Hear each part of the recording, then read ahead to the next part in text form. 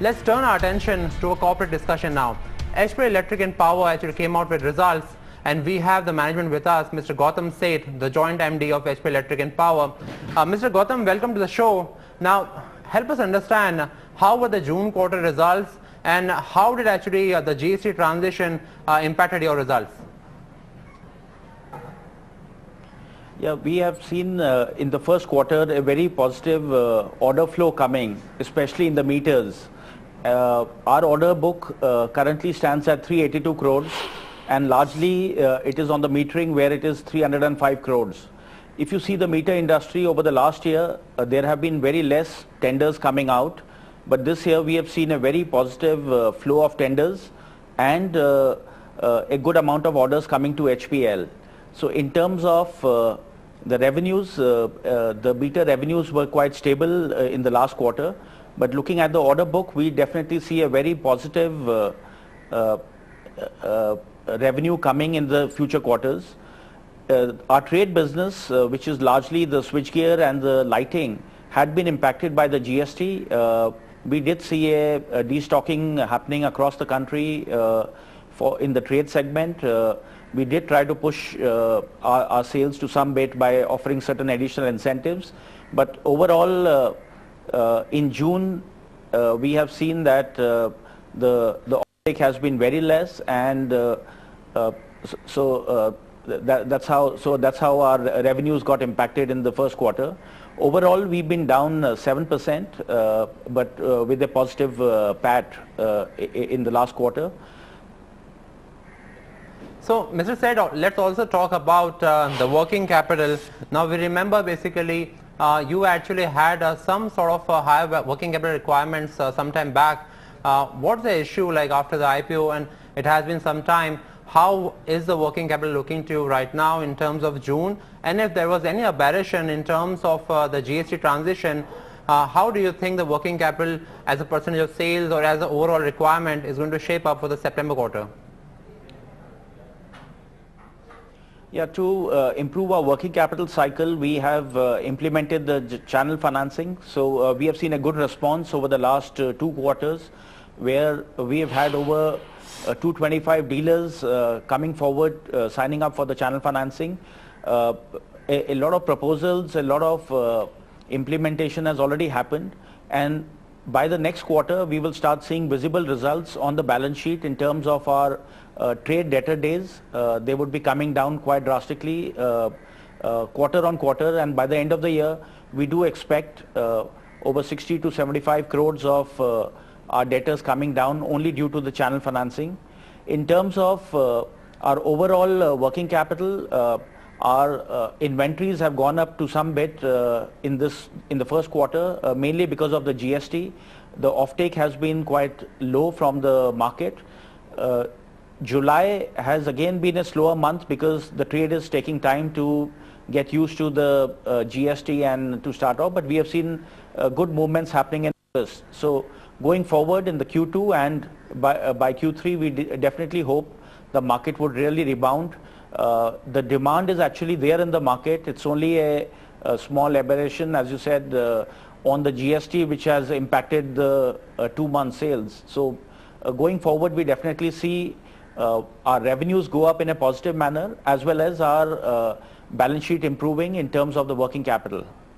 Right. So, Mr. Seth, if you're saying that perhaps the June quarter was slightly weaker because of GST transition, give us a flavor. What sort of volume growth was there in the June quarter? And again, if July was softer, but then August has seen a pickup, so it implies that the transition impact is not going to end in Q2, but then actually the volume growth should pick up both in Q2 and Q3. So what sort of volume growth you are actually looking at in Q2 and also in Q3?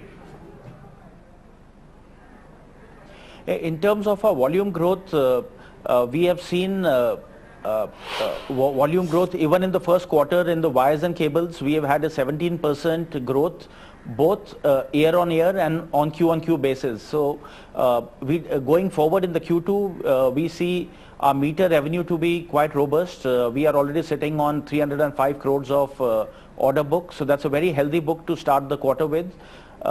In terms of our trade products, although July has been weak, but August we have seen the pickup happening. So I would be quite optimistic that we would see at least a double-digit growth coming in the trade segment in this quarter, and hopefully by the time we are in Q3 and past with both our disruptions what we have seen in the last 3 quarters. In fact, we have seen the demonetization happen and then the GST. So both have to some extent impacted the trade sales, and going forward we definitely see the growths to come.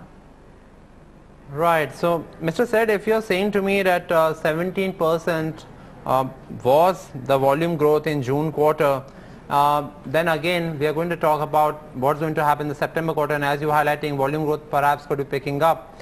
My question to you is, like, how's the FY18 volume growth looking to you? Because again, for the investors, viewers, what is more important is that how's the FY18 looking to you before the June? If there was any expectations after the transition, is it looking the same, or there is some disruption, some sort of fears around the downgrade of estimates, your own internal estimates, or you think the growth estimates are still on track? Yeah, just to correct, our 17% growth has been in the wire and cable segment, and not on the overall sales. Coming back to your question, in the beginning of April, we did see a good start of the year in April and the early part of May, where we are looking at a good growth across all our product segments. With the GST coming, definitely there has been a gap in terms of our sales happening in June and the pickup in July. But overall, with the GST, there are a lot of benefits what a company like us stands to gain. We are already reorganizing our warehousing. Our entire supply chain is getting revamped. We see a lot of savings coming into that. We are also seeing certain reduction in our warehouse points. Almost 10 warehouses have been identified out of 25 in our entire supply chain, which would be closed down. So this will help us to bring in better efficiencies. We expect a cost saving to happen, and with a borderless system, we expect a lower, much more lower compliances to happen, the lower lead times to be there, and even in terms of the pricing, what is there, we have been able to pass on a sufficient benefit to the consumer by lower MRPs. So in all, we see a very positive gain in our sector with the GST coming in. One of the biggest thing with GST now is that there is a level playing field from the unorganized market. We expect the market to shift to the much more branded players. So that is where we stand to gain. As HPL, we have been enhancing our dealer network in a large manner. We have a pan-India presence, but in terms of our reach, we are really expanding ourselves, and with an added expense on or investment on the advertising, that is where we see ourselves to really grow post the GST. And just minus the June and the transition period of GST, I would still be hopeful that we would catch up with our targets for the year, and we definitely would expect a double-digit growth across all our 4 product verticals in the FY18. Right, Mr. Seth. So what is more important, what you have just said, is supply chain restructuring is what all the viewers and investors should keep an eye for. Perhaps that could be margin accretive, and so far the volume growth is looking quite robust. From August, the trend has improved. So Mr. Seth, thanks a lot, and wishing you all the luck for the second quarter. So that was HPL Electric. The stock basically is almost up 2%, has not been doing that bad, but again the stock is almost trading flat. I think the volumes normally in that stock are on the lower end. So now let's turn our attention to